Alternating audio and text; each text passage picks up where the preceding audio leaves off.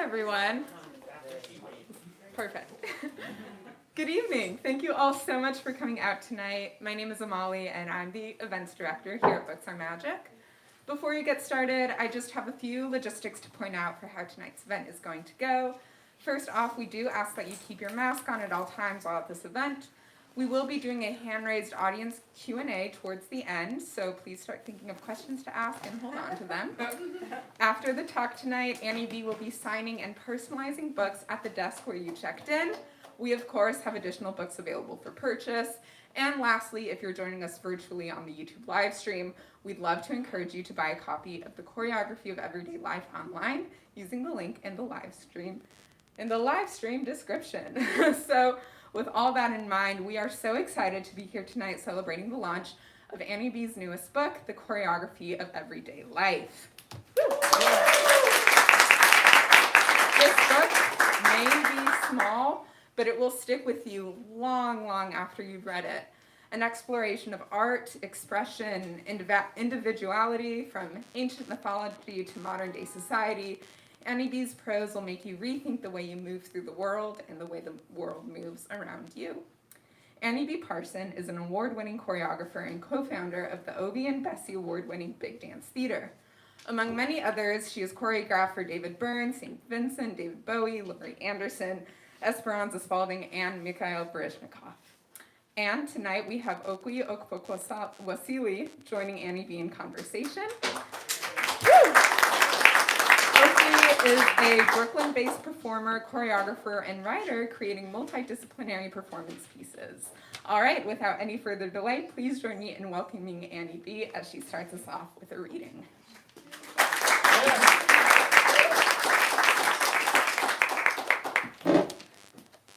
I take off my mask? Oh, yeah, okay. I guess I'll use the mic just because my voice is a little weak. Okay, hi everyone, thank you for coming. I'm going to start by reading a little bit of the beginning of my book, and then Okwui will join me, and then we'll do a Q&A. Paul is lying on the couch talking to someone on the phone, and he's telling them that he's reading the Odyssey. And it reads like a blockbuster movie, he says, and I interrupt him from the kitchen to ask which movie, but he doesn't hear me because the radio is on. I am a choreographer by trade, and it's an unusual profession to make and sell dances. The material, the stuff of dance, is the body, and turning it into something transactional has always struck me as contradictory because when people first danced, it was essentially a community in physical agreement executing poeticized ritual actions in a circle. But even still, it always feels very natural when I'm choreographing, as organic as a leaf growing on a tree. And I specifically use this metaphor because it's the most natural thing I can think of.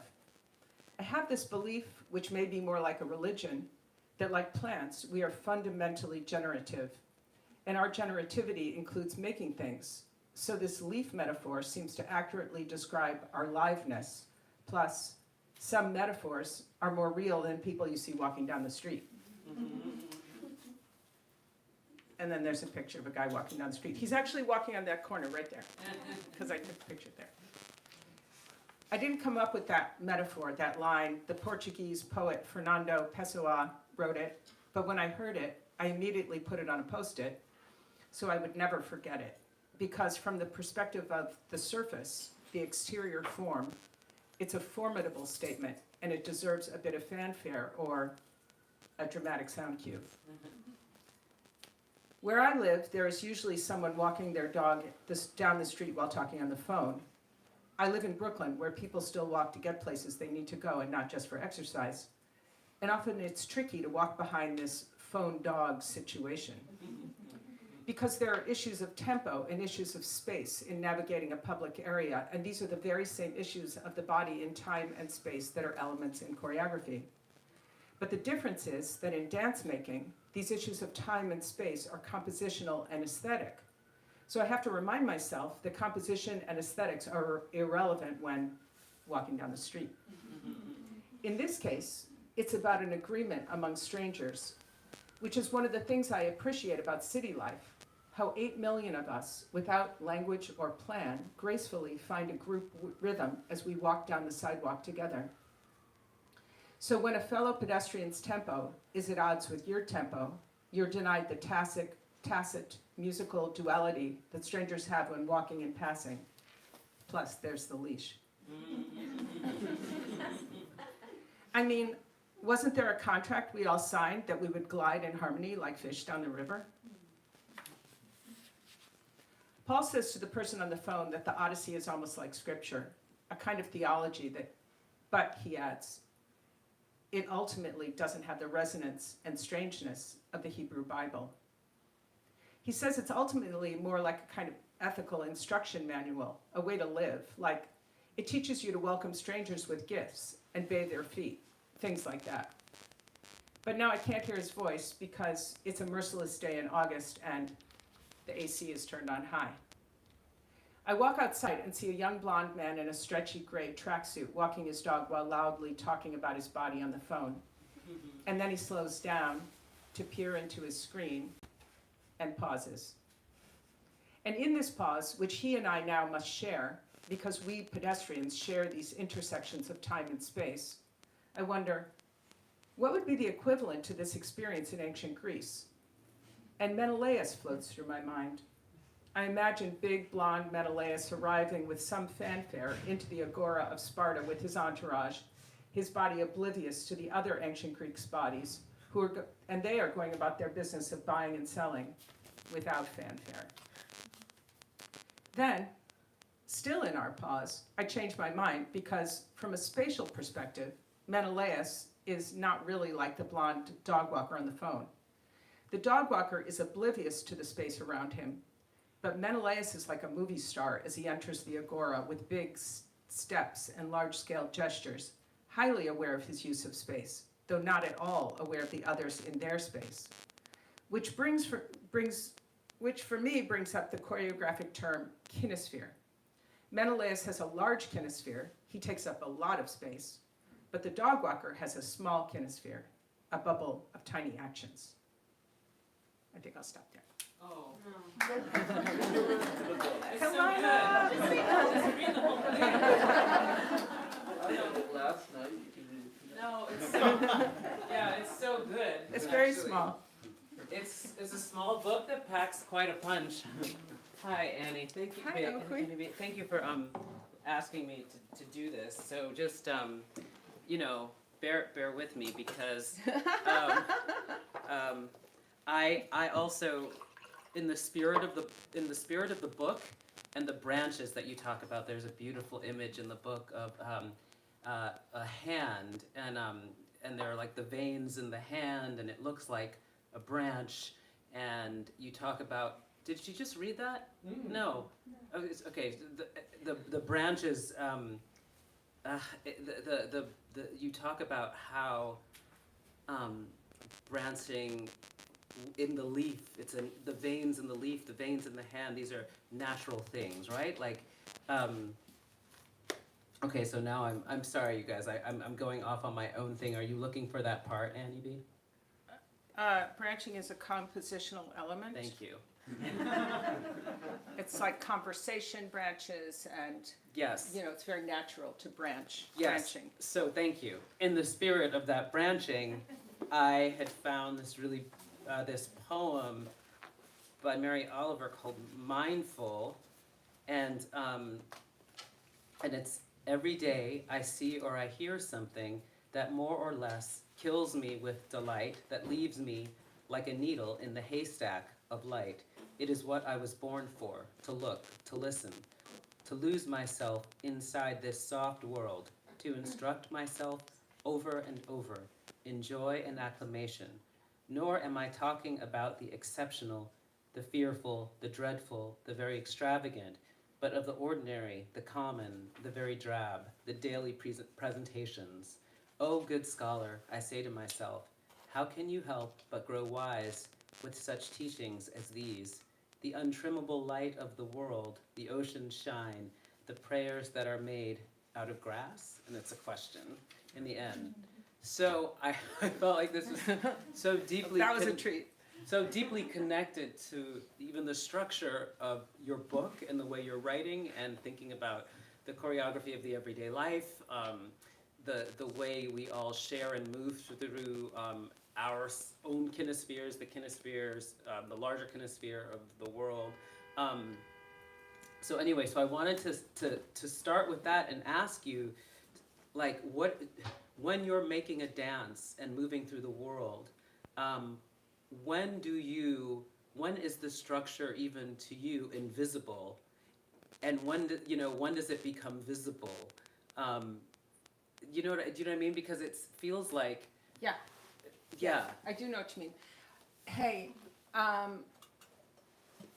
like this book, when I make dances, I start with the structure. So in this book, I started with the structure of, I had this idea that the book, it looks like this, would there be like a block of text, and then there would be a 5 or 6 or 7 syllable, almost like a percussive beat at the end of the sentence. And I carry on with that with a tiny bit of development, but not too much, through the entire book. And that was its structure, or its, what I think of is the exterior structure. And I thought it was choreographic. And it gives me, and then in dances, for sure, I'm thinking of the structure before I start. Right.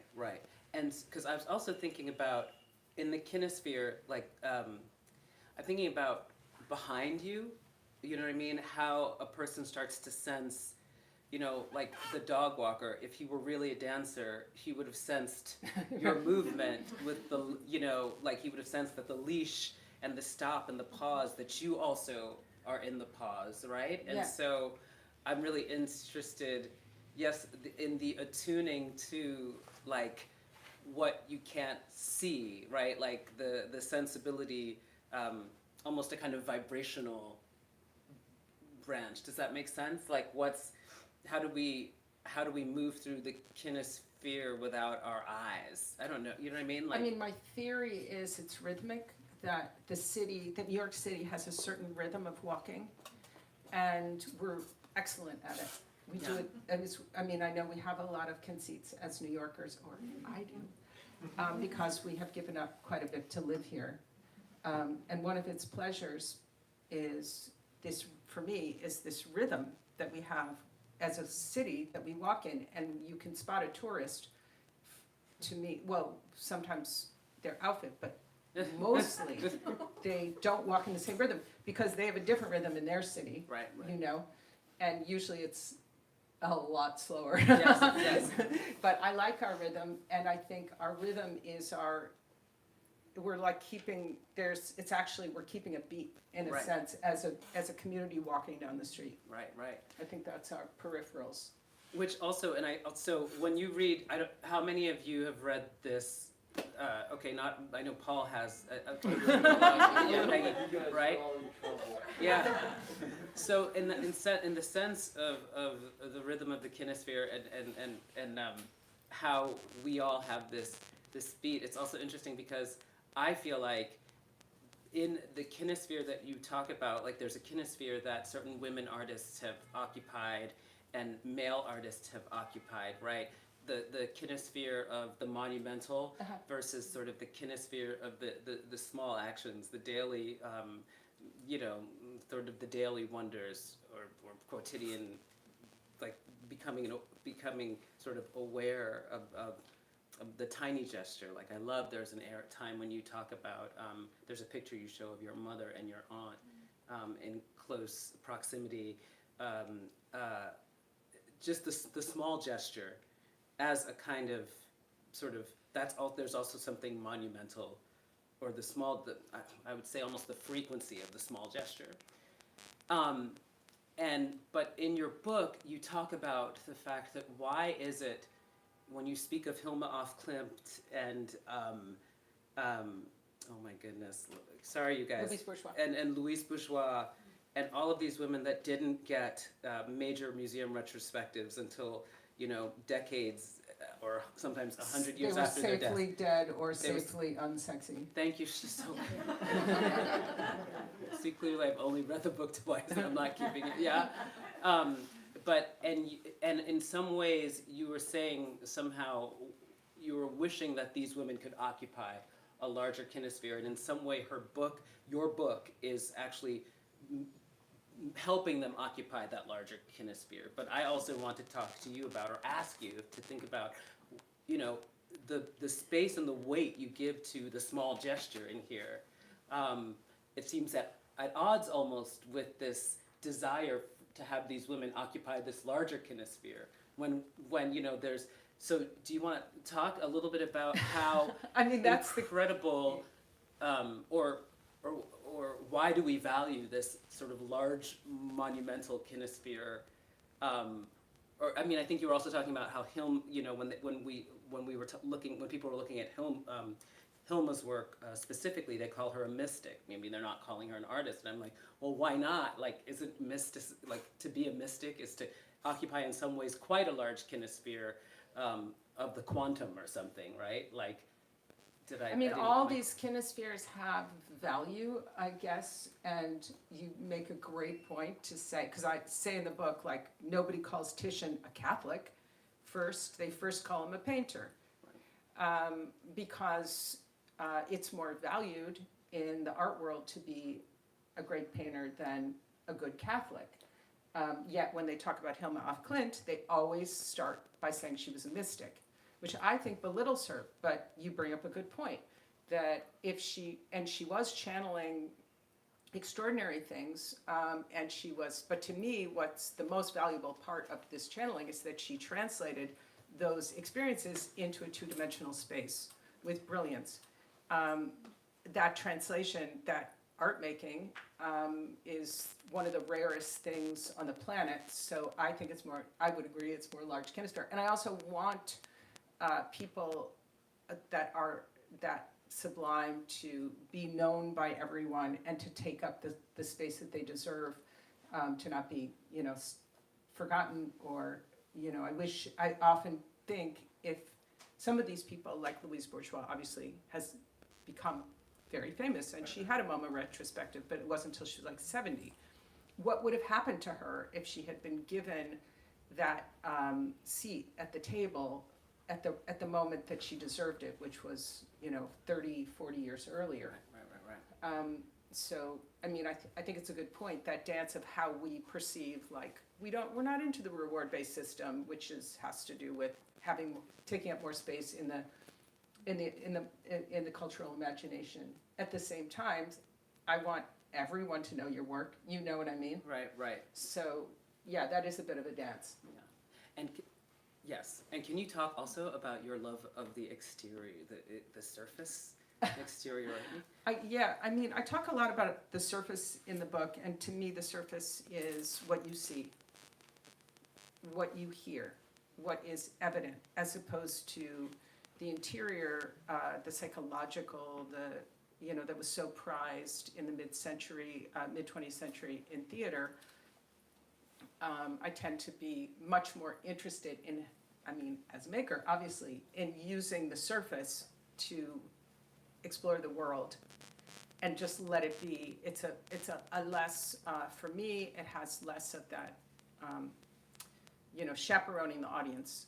I don't like being babysat in museums. I don't like being babysat in theater. I don't like being told what to feel, what to think. And I often feel like if you just pay attention to the surface, the audience then each has their own experience, because they're adding up all the elements, these extraordinary costumes, dances, music, language, whatever it is that the artist decides to do. That is the surface, for me.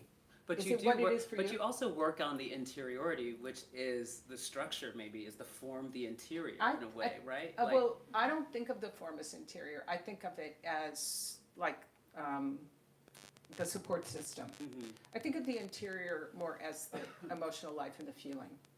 Okay, right. And now I'm thinking about the bunraku, sort of the puppet versus the puppeteer versus the actual sort of form of the puppet, right? Like, Yeah. the art is It's like what you can experience as an audience. Like, what do you see right now with me and Okwui? You're experiencing certain things about us. You're experiencing our surface, And that is giving you X amount of information. And we've decided to control it in a certain way by what we wear and so forth. I'm But then always there's the energetic, mesmerized but by then that there's stuff. like the energetic, Yeah, the speed of our speech. Like I feel right now that I'm speaking really quickly because I'm like there's almost too much that I want to talk about, and then they're all in fragments. And I had questions, but now I'm losing the questions. You know what I mean? And so there's all of this, you know, and I have all of these notes, but I'm not looking at them for some reason because I feel like it would take too much time. Do you know what I mean? So is some of that. You know what I mean? There's also We're experiencing all of that too, but we're not telling people to experience that. We're The not way we're pointing to it the way much theater and film, I feel like, points to the interior life, the brooding, the, you know, the sorrow, the whatever. I would rather, as an artist, just for me, I'm much more interested in saying, what's on the outside, Right. and how do I add that up Right, today, and maybe different tomorrow. This is, you know, a very personal taste, you know. But also there's something about, you know, maybe there's, I don't want to say that you hide, there's any hiding, but there's, what is it about having some privacy as an artist? Do you know what I mean? Like, here's the surface, and there are things that I understand, you know, that you understand about what might be driving some of the actions, or what might be underneath some of the surface. But you don't need to translate your understanding because you don't necessarily believe that has to be everyone's understanding. Or Exactly. is that not? I'm interested in all of it, but I'm interested in letting the audience piece it together for themselves. And making sure then in some ways, because I feel like sometimes if it's like, okay, this is the interior, then it can't change when the interior is always changing. Always changing. And I feel like there's so much, it's so interesting to work on the sound design. It's so interesting to work on the set design. It's so interesting to play with the costumes. It's so interesting to deal with the movement. And it's often very ignored. So, and also I want to say too, this is like the first, Annie, Annie and Annie. No, but this is, you know, I've seen your work with Big Dance Theater since, you know, the early 90s, and, you know, you do work with others, like, you know, the piece that I loved. Why am I forgetting the name of this piece? I saw it at King's Theater. Hello, this is so stupid. American Utopia. American Utopia. Oh my God. I'm sorry.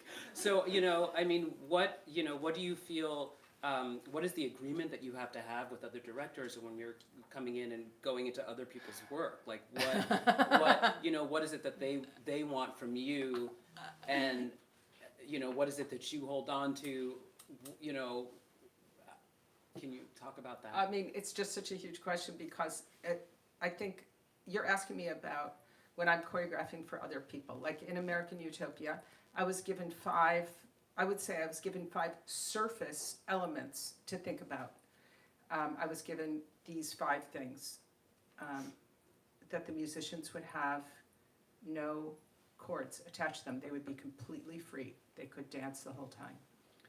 That the stage would be completely empty. There would be no clutter, no water bottles, no sloppy platforms and all this stuff that you expect when you see a rock show. That I think I'm quoting pretty directly. That the cast would dance the entire time, and that they would wear gray suits. And I said, and bare feet, because choreographers always need to know what's on the feet. And then the creator said, oh, okay. So in that case, those were my directives, and then I just listened to music. But in that case, that's a person I've worked with for over a dozen years, so I had kind of been working on that all along. So do you feel like you trained him in No, how to he give trained me. directives to you? No. No, not at all. Okay, you trained each other. He's an easy one because we have a shared aesthetic. It's I think we just it's pretty simple. But like right now, I'm working on an opera, and the opera, the director is very, very different than I am, and I'm learning a lot from him. And I just, because the way the Met works is they very respectful of dance. It's incredible. Never been so spoiled. You know, I have a pianist when I'm working by myself.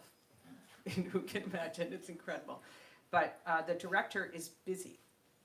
He is not around. So I've just been working with my dancers for like 3 weeks, and I have all, you know, giant amounts of material created. And then when he comes, he said to me, like, just not much. Then I know I'll just be like wiggling my material in. Yeah. But no, I'm there to serve the director, so, Okay. you know, making, I just wonder if a director were coming to you, you know, this person is in agony and we need to oh yeah, see they try them." to do the whole narrative thing with me, but I am so narratively challenged that I literally do not know what they're talking about. Like in this opera, there's all these characters, I don't know who they are. I tried briefly. I just don't think it's very important. I'm sorry.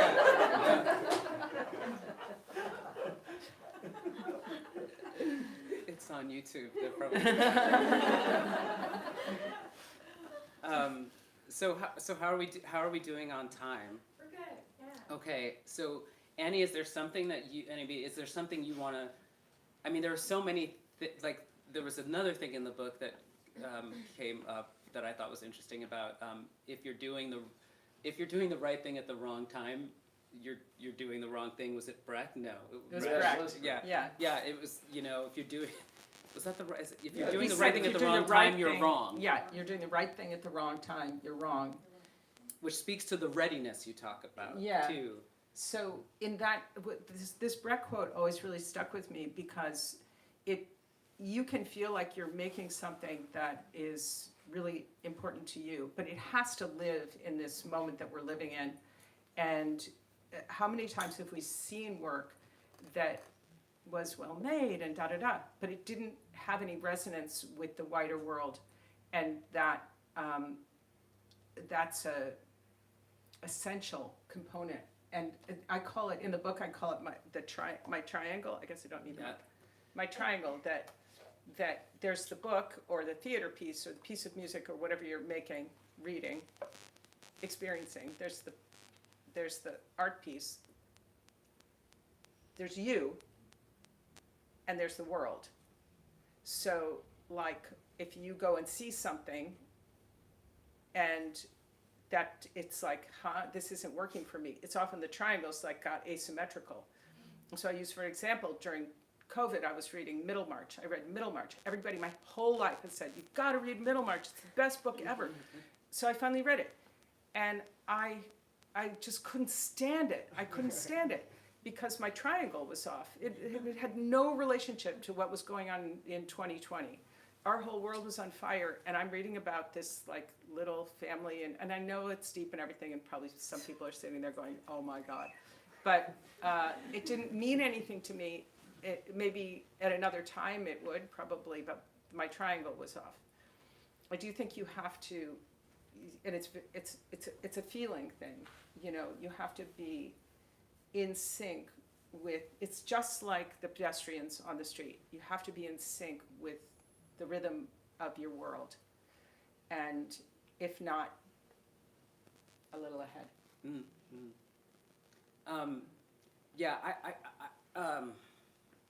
I feel like I want to open it up because I'm not enough, and I think there are a lot of people here that also can add so much to this conversation.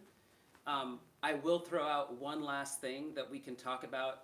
That Annie B, when we were having this conversation, you guys know that there's something called Ada that's being developed, right? It's like the first human-like AI robot who is creating art, and she made a portrait of the Queen that is being hung up in, I don't know if it's the British Gallery or wherever, and they were talking about how she's going to prove that human creativity creative generation is not so interesting or special.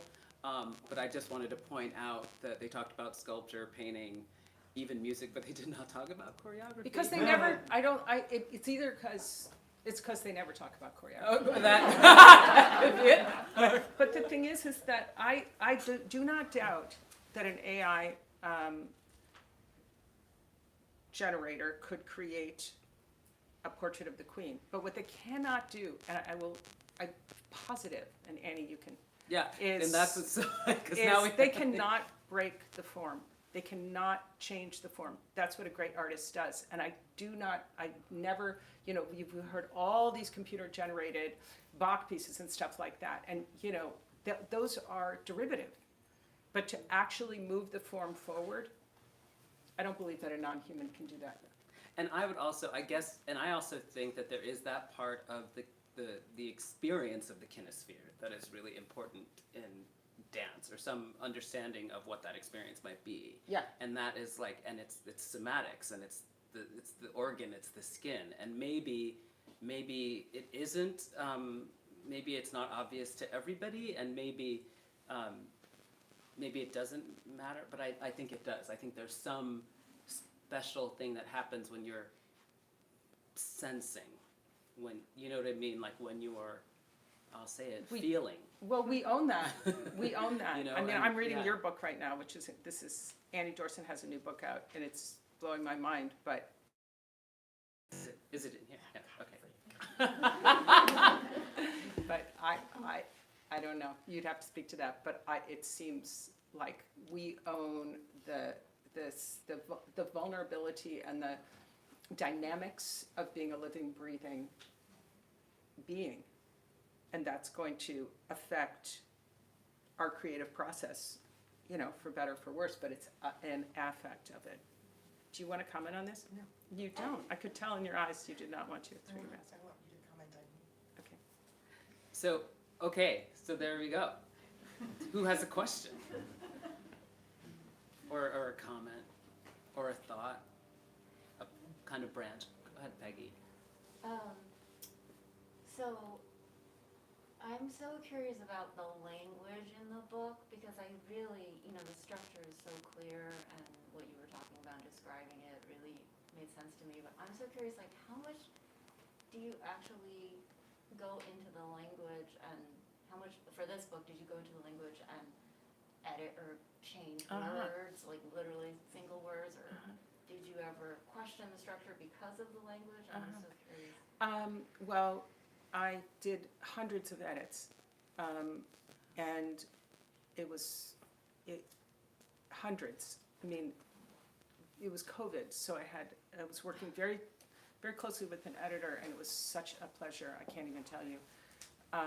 And a lot of the times, I was looking at sequencing. Sequencing and verbs are both very choreographic, and I think my sequencing, I was playing a lot with sequencing and branching, so just to speak of the sequencing of the book, that changed a lot. But the actual language, I find that when I'm writing, at least because I'm really not a writer at all, my verbs are not interesting at the beginning, and I really work hard on my verbs once I've got, the idea in. I saw myself changing a lot in the verbs, and I work a lot with verbs in choreography too, because they're so active. So maybe I'm just a verb person, but yeah, I rewrote it. I'm going to say 100 times. It was really cool. It was really, really cool. Maybe Yeah, jumping I think- on that a little bit. Okay. I'm sorry. You in the white. I'm sorry. Oh. You, and then I guess that's my role now. One of them, yeah. Just to refer after the language to the rhythm. I've just read about half of it, and I keep going back because it's so dense and so, for me, and Yeah. so interesting. It's life-changing to read it when you're walking down the street after you've read something, and so my question for you, Annie B, is about the rhythm of it. The rhythm was really, really important. Like I said, I used this sense of time, tempo in the book, and I had this idea that I read a lot of poetry, that I like lines that are like 5 to 7 syllables long. They just have this, when they end things, they just have this kind of beautiful kind of closure, and you can kind of let anything float, I found, if I just stuck with that. So I wasn't very, very rigid about, it didn't have to be 5, but sometimes it's 7. But that beat of, a bubble of tiny action. 7. And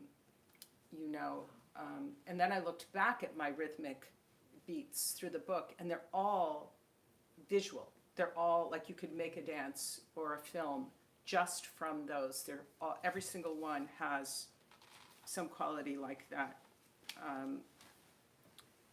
A symmetrical structure of irony, fall in slow motion. You can walk under it, on the surface, the female shape, a jazz percussionist. Like they're all very, very strong images. And so I worked really, really, when I say hard, that's the wrong word because I loved it. I was having a blast, so it didn't feel hard. But just playing with the rhythm all the time. And then at the end, because I wanted it to look choreographically like the use of the space, I wanted it to look choreographic, like, these blocks with these, short lines and then images. So this block, that it is straight on the end, meant that I had to change some of the rhythms inside. And that was a whole long process at the very, very end. But yeah, it's definitely based in rhythm. And like there's a rhythm in an image. Yeah. And the lines are, yeah. Yes, there's definitely a rhythm in the image. I'm glad you said that. And they have a beat, like a punctuation, the images. So, and I fought really hard to get this many images in my book because they don't really love it when you use tons of images. But it's an image text book. It's like punching between sound and ideas and image. And without the images, it doesn't even work at all. Thank you. Caitlin? Yes, and now Caitlin's turn. Hi. Hi. I guess just thinking about editing, actually, it made me curious about the editing of this book, which you described as something that you loved and was very pleasurable, and then it made me think about an editing process in choreography and how and when and if you experienced that in choreographing. And even the phrase of editing a dance doesn't, it sounds funny in my brain and my body in something, like it's not as much of it's not a turn of phrase that exists as much in choreography. That's so true. I'm just curious about what that process and relationship was like for you in thinking about dance making and writing. There's a story. Well, Caitlin dances in the Trisha Brown Company, so you probably know this story, that if Trisha Brown was working on a phrase, maybe Brandy told me this, was working on a phrase and she was on her own and she kept, I'll use the word editing it, limbing it down. She kept erasing and making it more and more distilled. It's really a distillation in a sense. And that people had to stop her because it would completely disappear. So, this desire to distill and to make things more spare, more minimal. I definitely have that when I'm working. It's more of a gut thing. I didn't experience it the exact same way when I was writing because it just, that part of the process feels very, very different. And I'm not a writer, so I was just sort of feeling my way around more. How do you do this? The choreography, that's writing, right? What is it like? Is it the writing of the circle, or what is choreo? What's the It's like an etymology of choreo? inscription or something. Yeah, I think it does have that. But graphy, right? Yeah. I mean, it is, or I just imagine, I always just shorthanded as writing in space. Yeah, just, and so you just keep saying you're not a writer, and obviously you have your book here, so you're a writer. With the words. And you're a choreographer. So anyway, Yes, Kate. yes. So I know that when you were writing, choreography was part of your structure, your basis of the structure. I'm wondering, when you're choreographing, since you love poetry, how the things that you read and how that builds into your creative process, and taking like a poem and then It just very, very much does, even, I would say even more than putting choreography in this. And I'll give you an example. Like, I made this piece, the last piece I made, the mood room, the movement, I mean, nobody would have known this because it doesn't matter. But I had just read the Gnostic Gospels. Have you ever read them? They're like the censored Jesus, the stories of Jesus. They're extraordinary and have a lot of dance in them, by the way. But Jesus danced. He danced a lot. There's a lot about dance. It's so cool. But he, in the Gnostic Gospels, I decided all the movements that Jesus does. He kneels on the ground and touches people's feet. His movements are described through the Gnostic Gospels. So I highlighted all the movements that Jesus does, and then I choreographed them. And that is the movement for the mood room, was Jesus' movement. It doesn't have any subject matter that's related in any way, because that piece was about like early Reaganism, like wealthy, people in LA, family. It's unrelated, but it's related for me because it's an inspiration that I was interested in at that time. Like now, I am reading a lot of Kafka, and I think Kafka should be famous, instead of being famous for writing about, absurd bureaucracies, I think he should be even more famous for his movement descriptions. I mean, he has descriptions of people, oh my God, like somebody's leaning against the wall and their arms are crossed and they have their one shoulder blade against it, their head's tucked and their toes, it's just complicated descriptions, or even things that are very expressionistic, like the assistants on the castle. They hug and then they freeze and then they laugh and they turn their heads and they tip their heads and they do everything symmetrically. And so I will take all those descriptions at some point, I'm sure, and work with them. I've also choreographed lots of novels, novellas, Flaubert, and Twain, and so many. So I'm very, very keyed into taking language, grammar, prepositions, verbs, all those things, also the formal aspects, definitely are part of my choreography. Yes. Oh, Ed. Yeah. Hello. When I think of your work, different pieces, I think a lot about punctuation. Yeah. I think, you're masterful at punctuation and repetition sometimes, like phrases and, all the things that make rhythm, and translating it into words. I'm curious what you think about this. I recently had this experience writing about something visual, gave it to an editor. 2 days later, he changed the commas into dashes and was adamant about it. Uh-huh. What's it mean? Well, that's just like a style thing. That's a style thing, but I had a magical thing where I was into the whole back matter. The back matter of a book is all the indexing and stuff, which is really fun. Back matter. Though. Back matter. And I didn't know what the form was, but I had to work on it. And I was walking down over there, and I saw on a stoop the Chicago Manual of Punctuation and Grammar, and I just like, oh, thank you. Like the back matter, I took it home. But I think punctuation is so much fun. It's so cool. Like I got an email once from Ann Carson, and her subject line was a parentheses with nothing in it.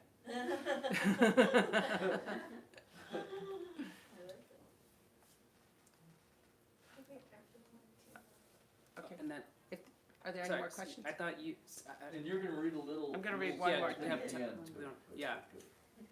So there was no other question, right? Because we're going on to the next. We're going on to the. Andy, I think it'd be maybe fun to say, perhaps, Andy spoke about, and it seems to be the case, the freedom and the pleasure of writing this book. And just like if you're a choreographer. And having no dancers in the room? Oh. That's exactly where I'm headed. You know, if you're a choreographer,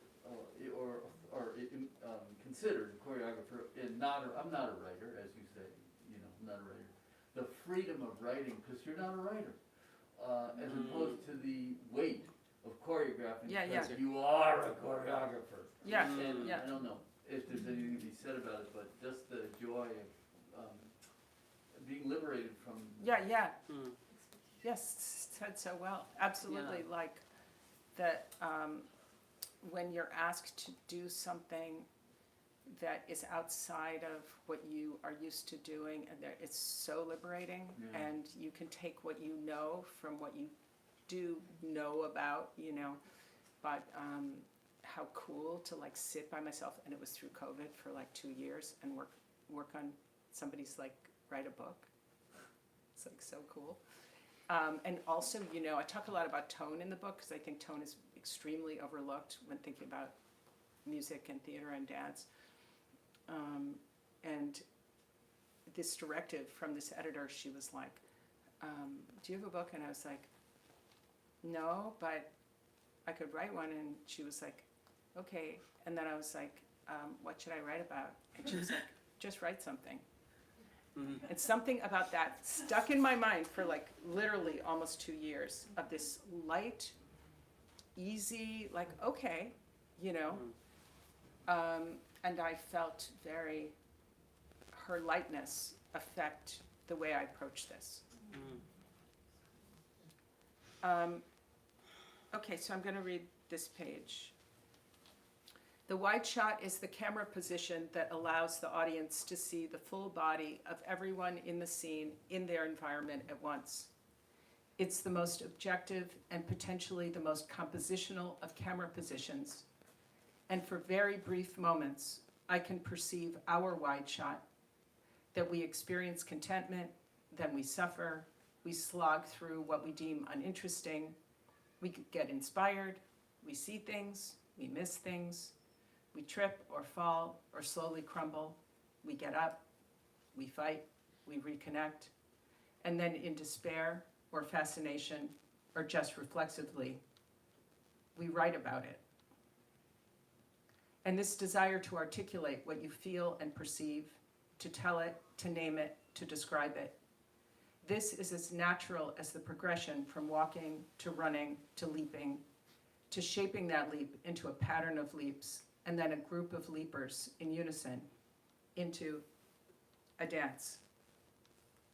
And if I go into the extreme wide shot, I can see a generative duality between us and the world, a reciprocity between us perceiving the world together through art, and the world in turn reading us through what we make.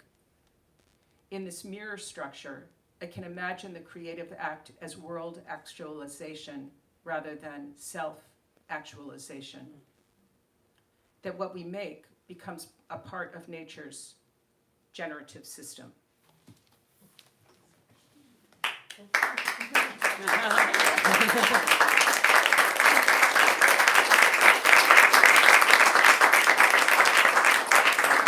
Thank you so much. I want to thank Okwui for joining me. I'm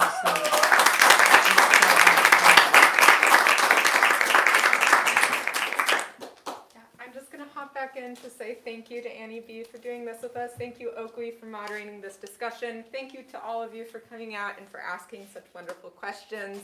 Annie B is going to be heading over to the desk to assign and personalize copies. We ask that you give her a moment to get settled, but then do make your way over so that our staff can start to rearrange the space.